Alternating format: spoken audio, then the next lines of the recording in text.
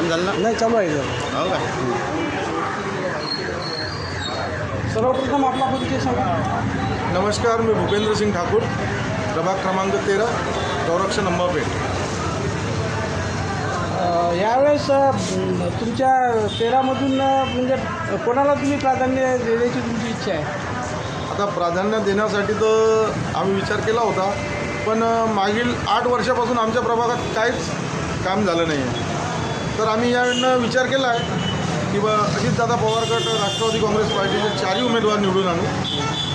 आणि इच्छा आहे आमची, कारण जुने जो उमेदवार होते ते काहीच कामाचे उरले नाही.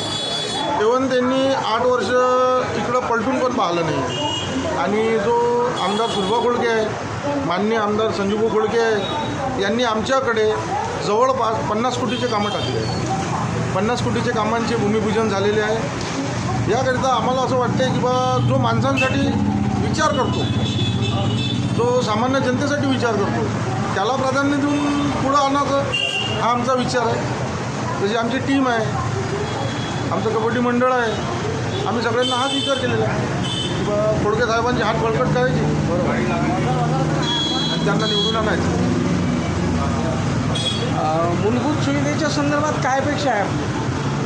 मूलभूत सुविधेच्या संदर्भात इच्छा अशी काहीच नाही आहे, पण आम्ही ठरवलेलं आहे, आम्ही सगळ्यांनी मिळून ठरवलं आहे प्रभागमध्ये की यंदा पुढेचे पुढे उमेदवार राष्ट्रवादी काँग्रेस पक्षाचे आणू, आम्ही निवडून नक्की 100% आणू. आणि बेरोजगारीबद्दल काय मत आहे आपलं? बेरोजगारी तर अशी आहे की भरपूर बेरोजगारी वाढली आहे. आणि महानगरपालिकेच्या हद्दीपर्यंत पाहायला गेलं तर महानगरपालिकेत कॉन्ट्रॅक्ट बेसवर कामं आहे. आमच्या प्रभागातले काहीच मुलं लागलेली नाही आहे. जुने जो नगरसेवक होते त्यांनी पण काही पुढाकार घेतली नाही मुलांच्या होतं. जो जवान मुलं आहे, घरात 2 पैसे कमवून आणेल तर घर चालेल, ते पण सुद्धा केलं नाही त्यांनी.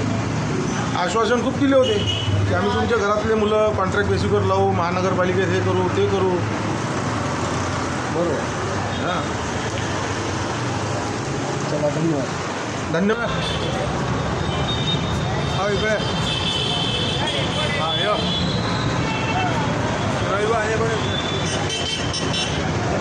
रविवार निवडून हमारे.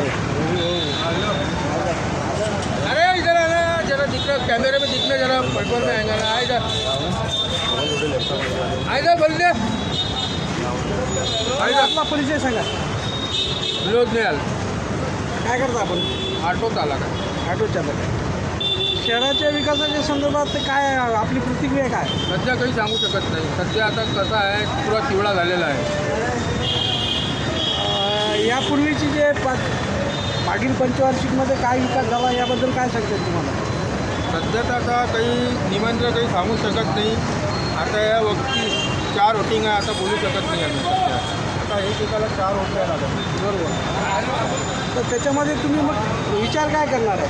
विचार आता अपक्ष जो आपण आपलं अमूल्य मत आहे ते सध्या आम्ही सांगू शकत नाही कोणाला द्यायचं आहे म्हणून. हो, पण एक म्हणजे कर्तबगार तुम्हाला नगरसेवक हवा आहे, त्याच्यानंतर सुशिक्षित हवा आहे.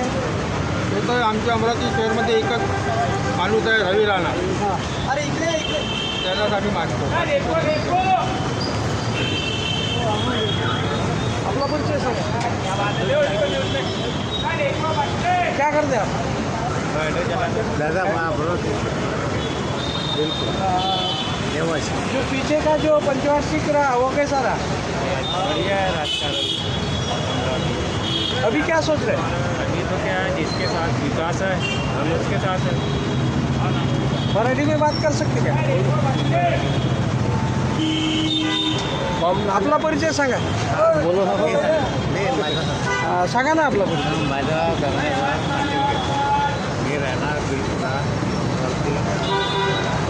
माझ्या जागा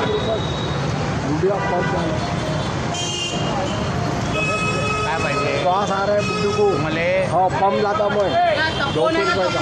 मला पैसे पाहिजे का? हो, देऊ पाहिजे, देऊ का? आमचं काम सुरू आहे, नंतर या. क्या बोलू? कोणता आमदार, कोणता खासदार आला, कोणता नगरसेवक आला? आणि माझं लो बाजू में. पण रवी राणा पाना या माणसाला तुम्हाला जिंदगी भर देते अनाथपणे त्याचं काही येणे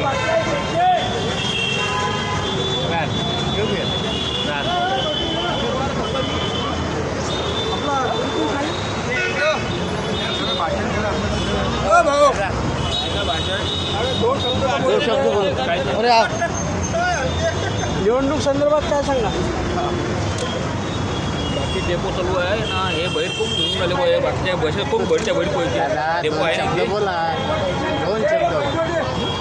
दोन शब्द अरे पण काय बोलायचं ह्या यवतमाळ डेपो, आता यवतमाळ गाडी इथून चालली, याच्याबद्दल बोलू शकता. हां यवतमाळ गाडी इथून चालली, कुठे चालली यवतमाळला डेपोची गाडी, हे बोला ना हा, तुम्ही. ते अंदाज असतो नाही हे तुमच्या काय समस्या मजा हल यायच्या? करू शकता ना कस्टमरला पैसे येले द्यायला कुणाले तिथं आले दादा, तुम्ही हे शब्द बोलू शकता ना. काय निवडणूक